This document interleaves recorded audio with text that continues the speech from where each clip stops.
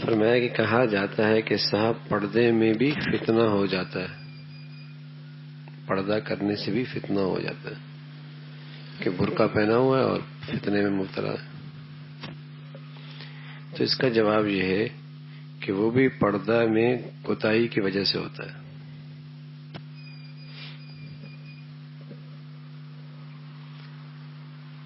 پردے کے اندر بھی فتنہ ہو جاتا ہے، برقع پہنا ہوا ہے، پردہ کیا ہوا ہے، پھر بھی فتنے میں مبتلا ہے۔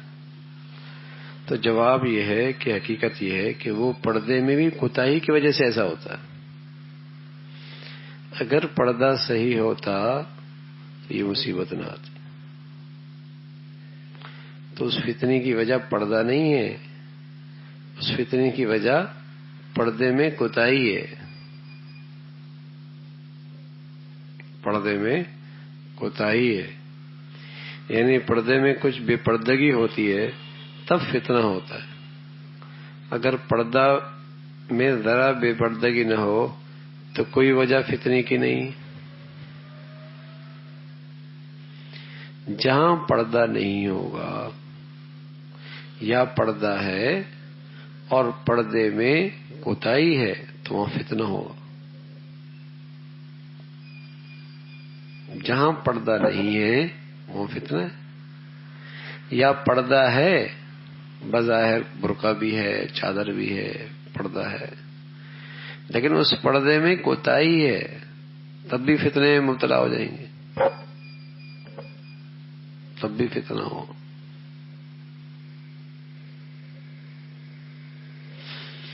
بچپن ہی سے، شروع ہی سے اپنے گھروں کا ماحول ایسا بناؤ کہ اس چیز پہ آنا آسان ہو جائے۔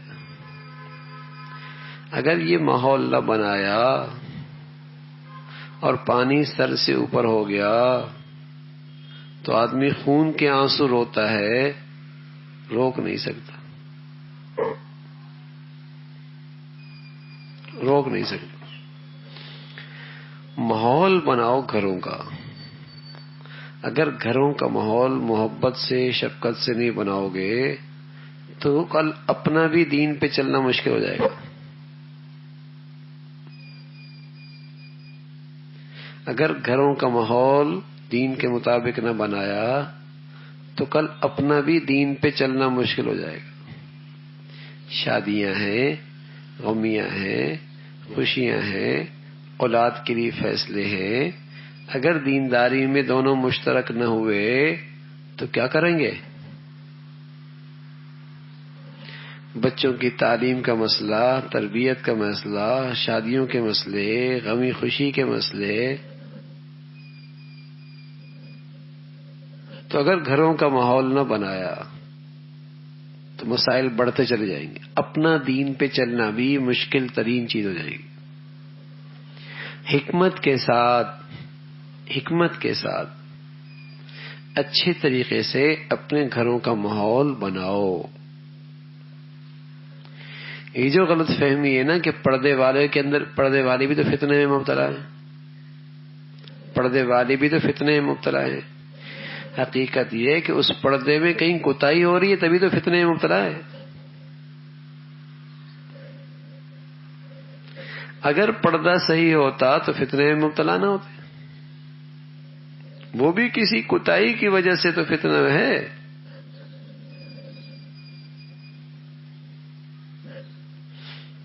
کسی کوتاہی کی وجہ سے۔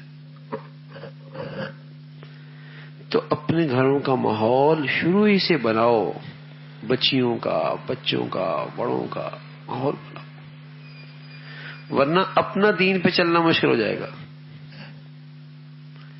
یہ غلط بات ہے کہ میں تو بھائی صحیح چل رہا ہوں۔ ارے میاں، میرا صحیح چلنا کافی نہیں ہے، میرے گھر والوں کا صحیح چلنا بھی ضروری ہے۔ نرمی، وقت گزر گیا، اوقات وقت گزر جاتا ہے، بچے بڑے ہو جاتے ہیں، گھر والوں کی سوچ پختہ ہو جاتی ہے۔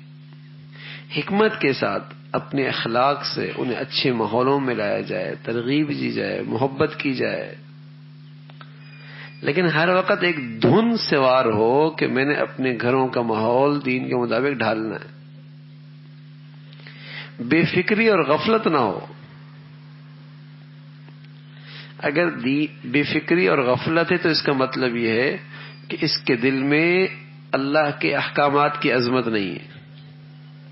یہ خود جو چل رہا ہے یہ رسمی اور رواجی اور ماحول کی وجہ سے چل رہا ہے. اگر اللہ کے حکموں کی عظمت ہوتی تو یہ اپنے پیاروں کے اندر اس کوتاہی کو دیکھ کر کہاں برداشت کر سکتا؟ کتنا بڑا نقصان ہو رہا ہے، اتنی بڑی بربادی ہو رہی ہے. تدبیر کرتا ہے بھئی، آگ لگی ہوئی ہو نا، آگ لگی ہوئی ہو تو آدمی اپنی پوری توانائی لگاتا ہے اس کو بجھانے کی، اور اگر نہیں بجھا سکتا تو دائیں بائیں لوگوں کو مدد کے لیے بلاتا ہے. پھر بھی اگر بات نہیں بنتی تو آخری درجہ کیا ہے؟ اپنا سامان اٹھائے اور ایک طرف ہو گئے. یہ آخری درجہ ہے. تو اگر گناہ کی آگ میرے گھر میں لگی ہے تو پہلی کوشش کیا ہے کہ میں نے اس آگ کو بجھانا. دوسری صورت یہ ہے کہ اپنے دائیں باؤں سے مشورہ کرنا ہے، حکمت معلوم کرنی ہے کس طریقے سے آگ کو بجھایا جائے. پھر یہ تیسرا درجہ ہے کہ بھائی میں تو کم سے کم اس گناہوں میں شریک نہیں ہو سکتا. بس آخری درجہ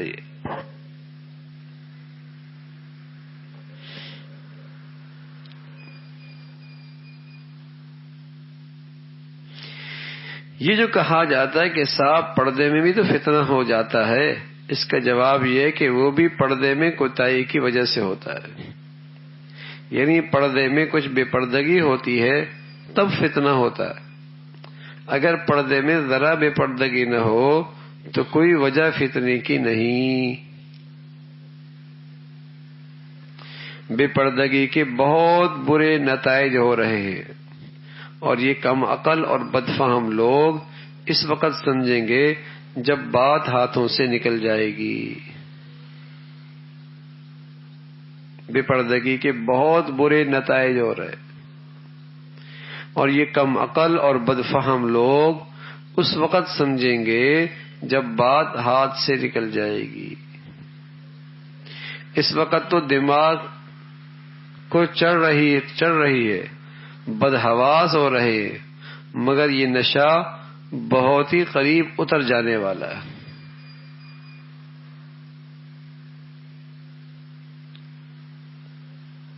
بہت نقصان. بے پردگی سے کسی گھر میں سکون نہیں رہتا، کسی گھر، اور کہیں اعتماد کی فضا نہیں رہتی. باہمی اعتماد کی فضا نہیں رہتی. بدگمانی ہوتی، بدگمانی. جب معاشرے میں بے پردگی عام ہو جائے تو بدگمانی ہوتی.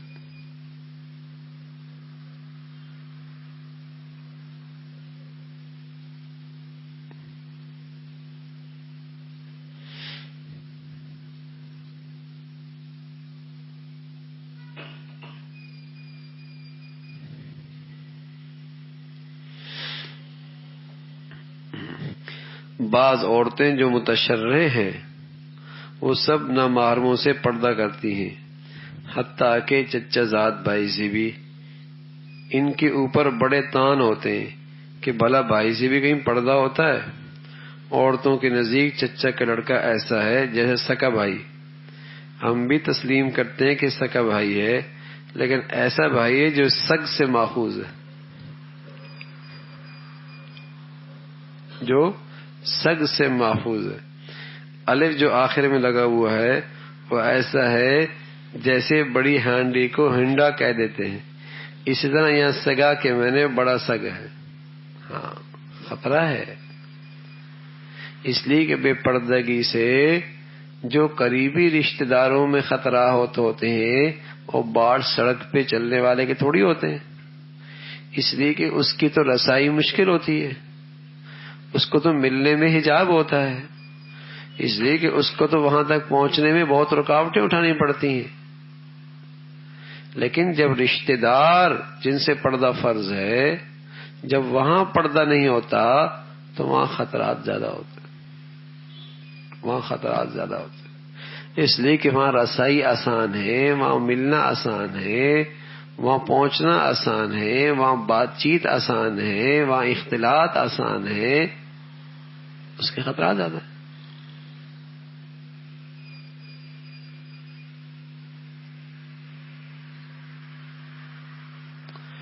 کوئی قیمتی پرندہ ہو نا اور اس کے اندر اڑنے کی صلاحیت ہو تو اسے پنجرے میں بند کر دیتے،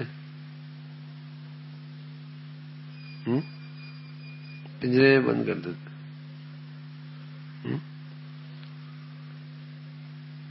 کہیں اڑ نہ جائے۔ بلکہ ایک اور بات، سونا نا، سونا بہت قیمتی ہے، اسے آپ سنبھال کے رکھتے ہیں، چھپا کے رکھتے ہیں، حالانکہ اس سونے میں اڑنے کی صلاحیت بھی نہیں، بھاگنے کی صلاحیت بھی نہیں۔ اللہ نے عورت کو دنیا کے تمام ساز و سامان سے زیادہ قیمتی بتلایا ہے، اور اس میں اڑنے کی صلاحیت بھی ہے۔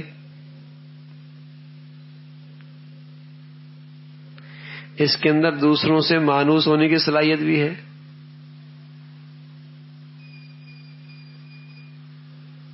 یہ صلاحیت بھی ہے، تو بتائیے اس کی حفاظت کتنی ضروری ہے، اسے سنبھالنا کتنا ضروری ہے۔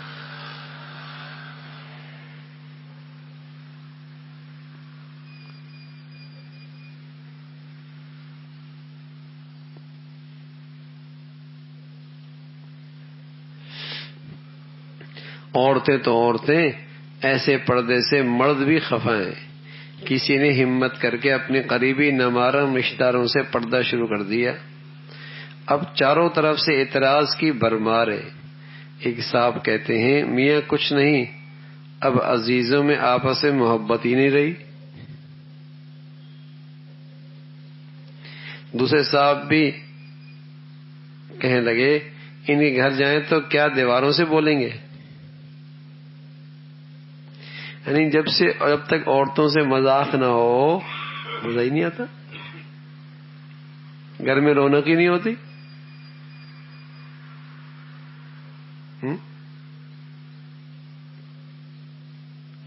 اور ایسے کم عقل ہیں، دوسرے تو بزے ہنسی خوشی باتیں کرتے ہیں دوسروں سے، اور اپنی جو ہے اسے ہر وقت موڈ میں رہتے،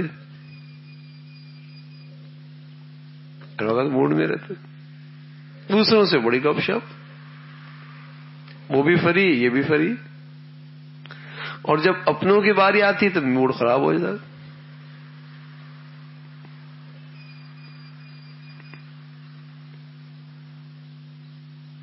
شریعت کا ہر حکم کے پیچھے حکمت ہے، اور شریعت کے ہر حکم کے پیچھے شفقت ہے، اور شریعت کے ہر حکم کے پیچھے رحمت ہے، اور شریعت کے ہر حکم کے پیچھے میرے اور آپ کی بھلائی ہے، اور شریعت کے ہر حکم کے پیچھے دور اندیشی ہے، اور شریعت کے ہر حکم کے پیچھے میرے اور آپ کی دنیا آخرت کی فلاح۔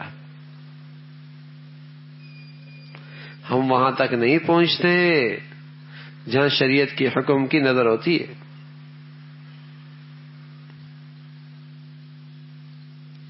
ہم وہاں نہیں پہنچتے۔ بڑی خیر ہے، بڑی خیر۔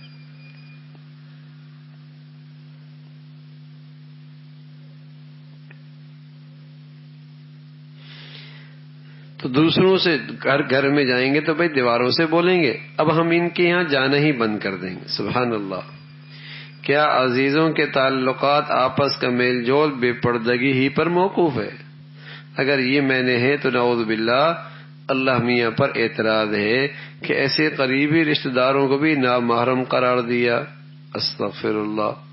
مگر اسی میں بعض ایسے ہمت والے بھی ہیں اور ہمت والیاں بھی ہیں، چاہے کوئی ہو وہ کسی نامحرم کے سامنے نہیں آتی، چاہے کوئی برا مانے یا بھلا مانے۔ ہمت والے بھی ہیں اور ہمت والیاں بھی ہیں، کسی کی کوئی پرواہ نہیں، ایک اللہ کی پرواہ، ایک اللہ کی پرواہ۔ اور اکثر جگہ تو پردے کی ایسی کمی ہے کہ محرمیت کچھ نہیں، دور دور کے رشتہ داروں کو بے تکلف گھروں میں بلا لیتی ہیں، اور بے محابہ ان کے سامنے آ جاتی ہیں، یہ بالکل حرام ہے۔ مردوں کو چاہیے کہ وہ انہیں تنبیہ کریں اور سب نامحرموں سے پردہ کروائیں۔ اگر کسی کو ناگوار ہو تو بلا سے کچھ پرواہ مت کرو، ہرگز ڈھیلا پن نہ برتو، بلکہ مردوں کو چاہیے اگر کوئی نامحرم رشتہ دار عورت ان سے پردہ نہ کرے تو وہ خود ان سے چھپا کریں۔ اچھا، یہ بھی ضروری ہے، عورت کو تو آپ بڑا منع کر رہے ہیں کہ پردہ کرو پردہ کرو، اور خود صاحب سب سے مل رہے ہیں، یہ کیا مطلب ہے؟ خود بھی تو پردہ کرے دوسروں سے۔ اگر کوئی نامحرم عورتیں نہیں کرتی، اسے کرنا چاہیے، اسے کرنا چاہیے۔ اگر کوئی برا مانتا ہے تو مانا کرے، کچھ پرواہ نہیں کرنی چاہیے۔ برا مان کر کوئی کرے گا کیا؟ اچھا ہے سب چھوڑے، کوئی اپنا نہ رہے، یوں ہی تعلق خلق سے کٹے۔ جب کوئی اپنا نہ رہے گا اور سب توقع منقطع ہو جائے گی، تب تو سوچے گا بس اب تو اللہ میاں سے تعلق پیدا کر لینا چاہیے، اللہ سے تعلق۔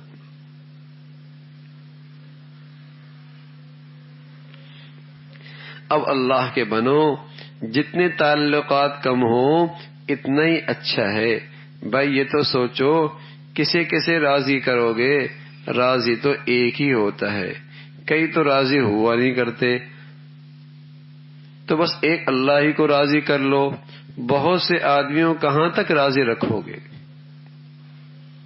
تو اس کی پرواہ نہ کرو کہ لوگ برا مانیں گے، بہت نقصانات۔ اس بے پردگی نے معاشرے کو تباہی کے کنارے پہ کھڑا کر دیا، بربادی کے کنارے پہ کھڑا کر دیا۔ مخلوط محفلیں اور مخلوط نظام زندگی اور مخلوط نظام تعلیم بربادی ہے، ہلاکت، برباد کر کے رکھ دی۔ اور یہ گناہ ایسا ہے کہ آہستہ آہستہ اس گناہ کا احساس بھی ختم ہو گیا، احساس بھی ختم ہو گیا۔ اور یہ احساس کیسے ختم ہوا کہ جب بچپن ہی سے بچے بچیاں ساتھ پڑھتے پڑھتے جوان ہوئی تو انہیں اس گناہ کا احساس کہاں ہے؟